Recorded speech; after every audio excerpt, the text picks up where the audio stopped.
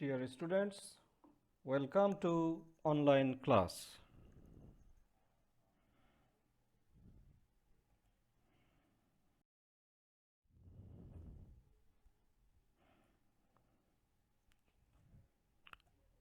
I am Muhammad Nur Alam, your English class teacher and lecturer of English, Police Lines School and College, Rangpur.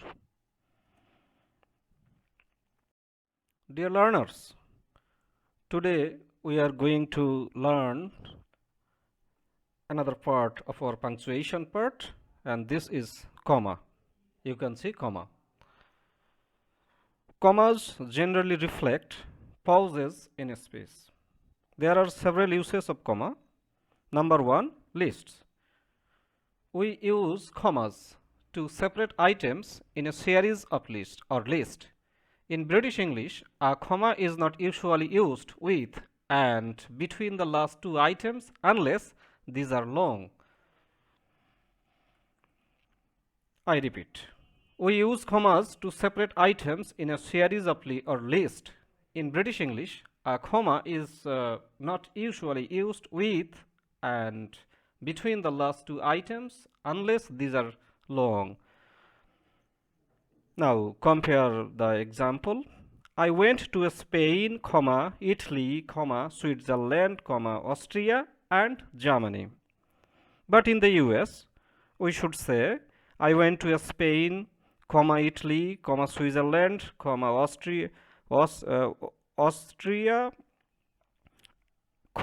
and Germany. So please mark the difference between American English and British English.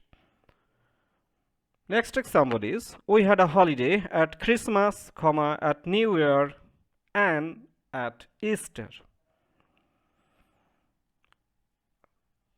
Next example, I spent afternoon playing cricket, listening to jazz records and talking about the meaning of life. I repeat the example.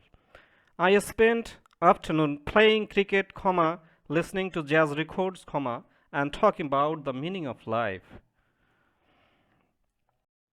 Dear students, now we are going to learn another rule of using comma in a sentence.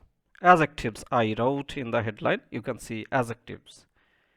In predicative position, commas are usually used between adjectives. The example is, the boy was tall, dark and handsome. Before a noun, we generally use commas between adjectives which give similar kinds of information. I repeat the rule. Before a noun, we generally use commas between adjectives which give similar kinds of information. The example is, this is an expensive, ill-planned, wasteful project. Commas are sometimes dropped between short adjectives. I repeat the rule.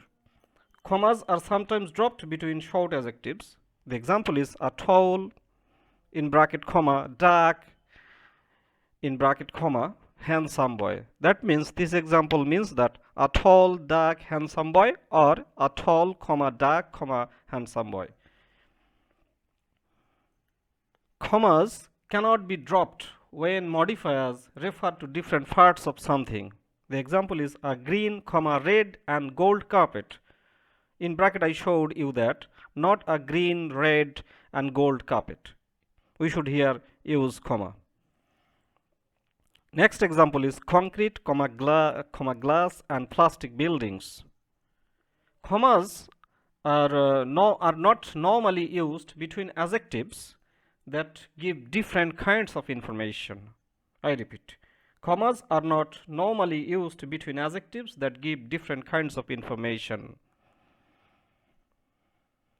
Have you met your handsome new financial director? Have you met your handsome new financial director? But in bracket, I showed you that you should not say, have you met your handsome, new, financial director? This is wrong. I think I'm clear. Yes, students, now let's go for rule number 3, the use of comma. Word order. If words or expressions are put in unusual places or interrupt the normal expression, normal progression of a sentence, we usually separate them off by commas. I repeat the rule. If words or expressions are put in unusual places or interrupt the normal progression of a sentence, we usually separate them off by the commas. Example, first example is, my father, however, didn't agree. Second example, Milton had, surprisingly, paid for everything. Third example is, we were, believe it or not, in love with each other.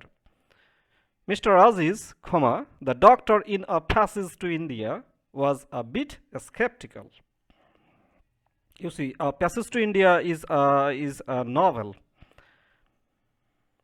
Dear students, here we should remember that two commas are necessary in these cases.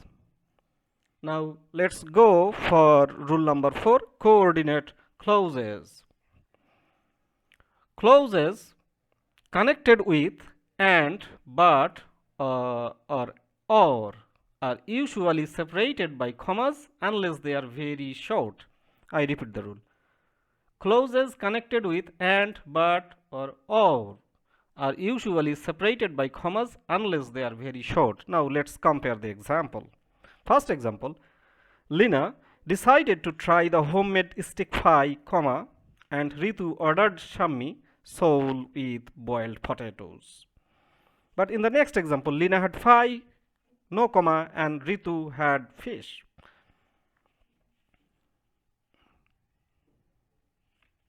Our another example is, Rafikul had very little to live on, but he would never have dreamt of taking what was not his. I repeat the example. Rafikul had very little to live on, but he would never have dreamt of taking what was not his.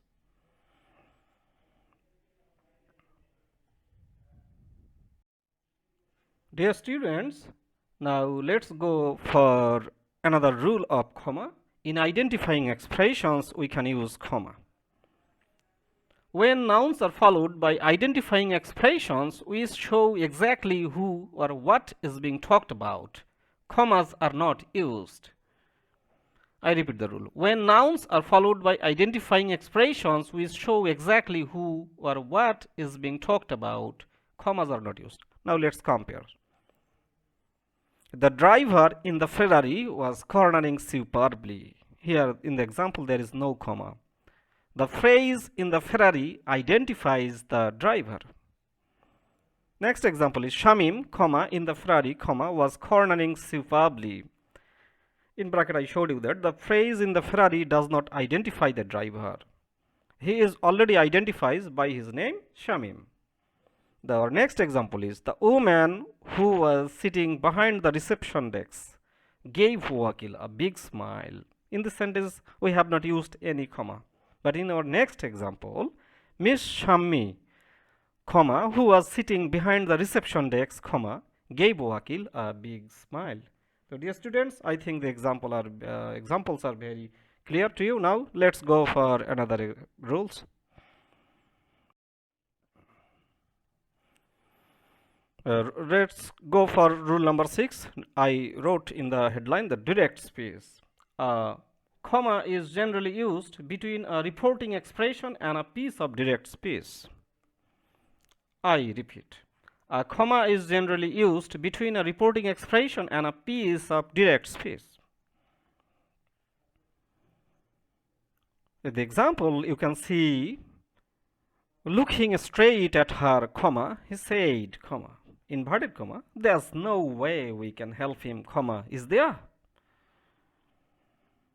Our next example is, I don't like this one, said Shaima.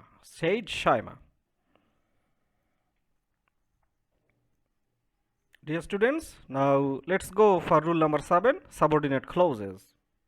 When subordinate clauses begin sentences, they are often separated by commas. Now let's compare the rule. If you are ever in Rangpur, come and see me. Or come and see me if you are ever in Rangpur, there is no comma.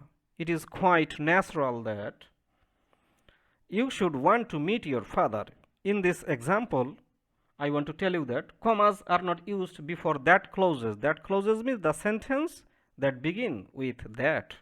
Commas are not used before that clauses. The example is, it is quite natural that you should want to meet your father.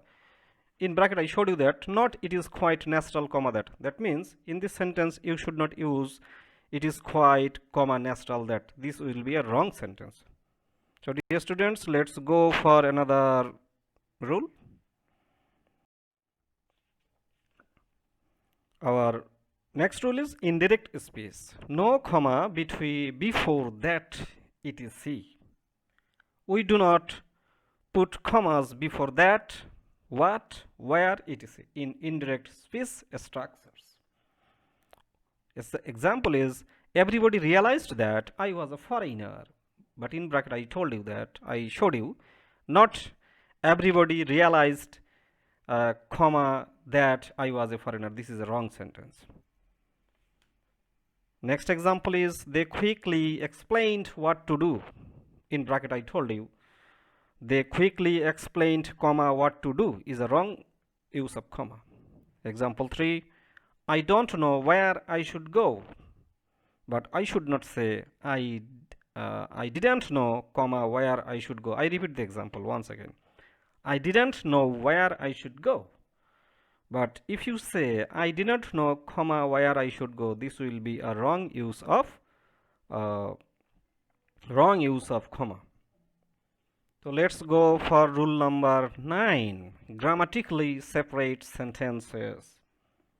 Dear students, we do not usually put commas between grammatically separate sentences in places where a full stop or a semicolon would be possible. I repeat the rule.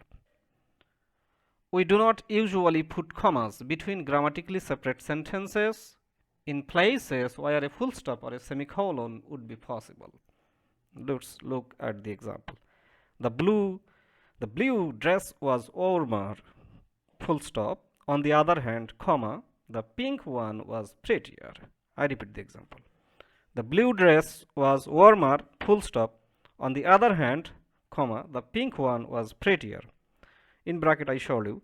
Or the blue dress was warmer, semicolon. On the other hand, comma, the pink one was prettier.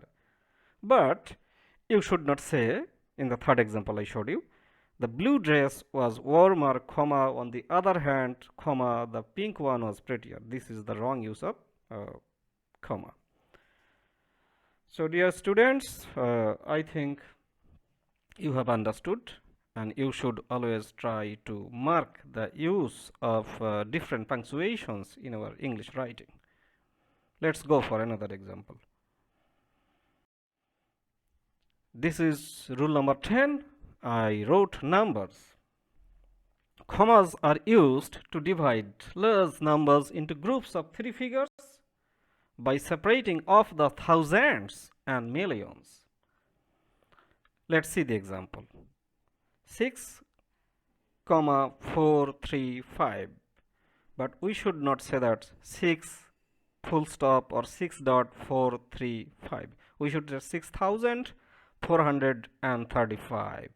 In the next example, 7,456,189, because this is a very big, very large numbers. So in this way, in this number, I divided it into 3 million, into 3 thousands. Next rule is, we do not always use commas in 4-figure numbers, and they are never used in dates. 3,164 or 3164, or we can say the year 1945. Spaces are sometimes used instead of commas. There are 1 space 000. That means 1000 millimeters. There are 1000 millimeters in 1 meter. We do not use commas in decimals. 3.5. 3.5 is equal to 3.5 or 3.5, but we should not say that 3,5. Dear students, in using comma in large numbers, we should be very careful. So I think this is now very clear to you. Now let's go for another example. Okay, students, now let's come to another punctuation mark, that is dash. This punctuation mark is called dash. Dashes are especially common in informal writing. They can be used in the same way as colons, semicolons, or brackets. The example is, there are three things I forget to remember, dash, names, comma, faces, and I've forgotten the other. We had a great time in Greece, dash, the kids really loved it. My mother, dash, who rarely gets angry, dash, rarely lost her temper. A dash can introduce an afterthought or something unexpected and surprising. We'll be arriving on Tuesday morning, dash, at least I think so. And then we met Milton, dash, with James, believe it or not.